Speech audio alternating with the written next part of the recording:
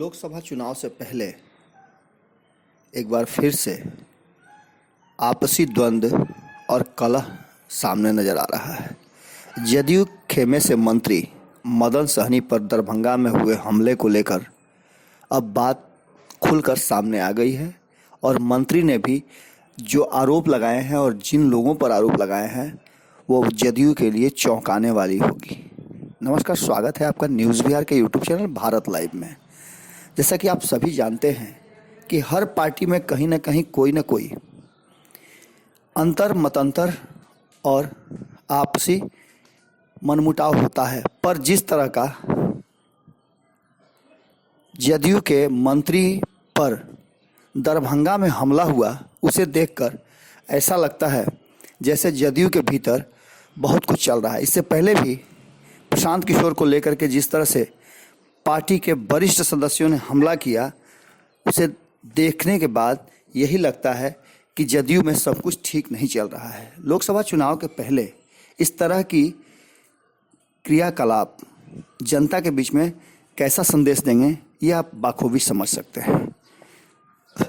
मौका था दरभंगा में अगलगी से हुए नुकसान जो कि मदन सहनी के क्षेत्र की थी। लोगों से मिलने और देखने के लिए मदन सहनी अपने क्षेत्र में गए और वहां उनके गाड़ी पर जमकर पत्थर और रोड़े चले।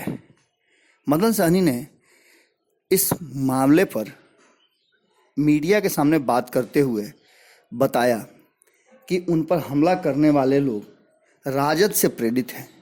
हालांकि मदन सहनी की बात पूरी तरह से उनके हाव भाव और बॉडी लैंग्वेज को प्रमाणित नहीं कर रहे हैं, क्योंकि उन पर जो हमला हुआ उन्होंने इशारे में जो नाम बताया वो उन्हीं की पार्टी के पूर्व विधायक का नाम सामने आ रहा है।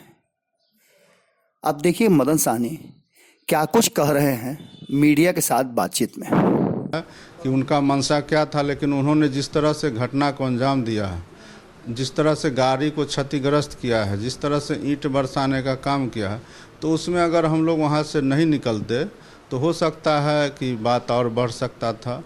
तो ज़्यादा इसमें हम लोग कुछ नहीं कहेंगे। अब प्रशासन हम लोगों ने लिखित रूप से दे दिया है, नामजद अभियुक्त हैं, एक पकड़े भी गए हैं और निर्णय जो है पुलिस को करना है। लेकिन दूसरे एक हमला हो जाना नहीं, ये बात सुशासन से नहीं जुड़ा हुआ है।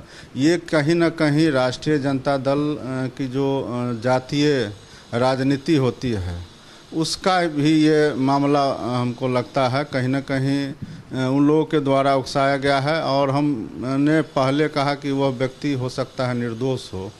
निर्दोष तो नहीं है चूँकि उसने घटना को अंजाम दिया है, लेकिन उनको मेरे प्रति कोई पहले से कोई व्यक्तिगत द्वेष नहीं है। दूसरा है कि एक मंत्री पे ही हमला हो जाता है तो आम लोग नहीं, आम लोग सुरक्षित है और मंत्री भी हम पूरी तरह सुरक्षित हैं, लेकिन उसने अज्ञानता में भी कह सकते हैं, अनजान में भी कह सकते हैं, कोई लोभ लालच में भी हो सकता है कि उनको लोभ दिया गया हो कि हम पर हमला करे, हमारे साथ बदसलूकी करे।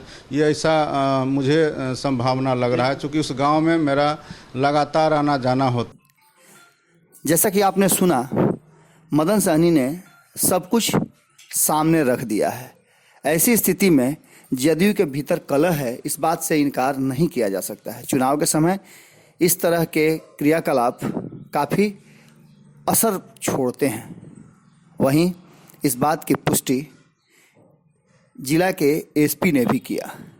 एसपी साहब ने भी मीडिया से बातचीत में क्या कुछ कहा, आप पूरी घटना की जानकारी खुद एसपी साहब के जुबानी सुन सकते हैं।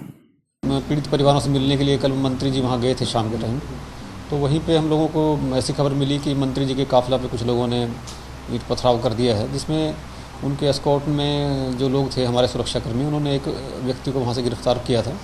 तो केस दर्ज कर उसको जेल भेज दिया गया है और इस मामले में आगे की जाँच की जा रही है। नामजद अभियुक्त बनाया गया, कौन नामजद अभियुक्त हैं, कुछ लोग हैं, उसमें सारा डिटेल हम लोग अभी नहीं डिस्कस करना चाह रहे हैं, लेकिन जांच में इसमें जो उचित कानूनी कार्रवाई है, निष्पक्ष कार्रवाई की जाएगी।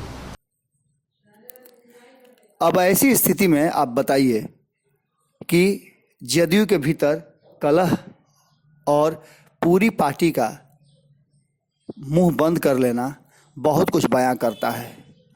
आने वाले लोकसभा चुनाव में इस तरह की घटनाएं काफ़ी कुछ असर करेंगी और निश्चित है कि इससे पार्टी को नुकसान भी हो सकता है। जुड़े रहें न्यूज़ बिहार और भारत लाइव के साथ।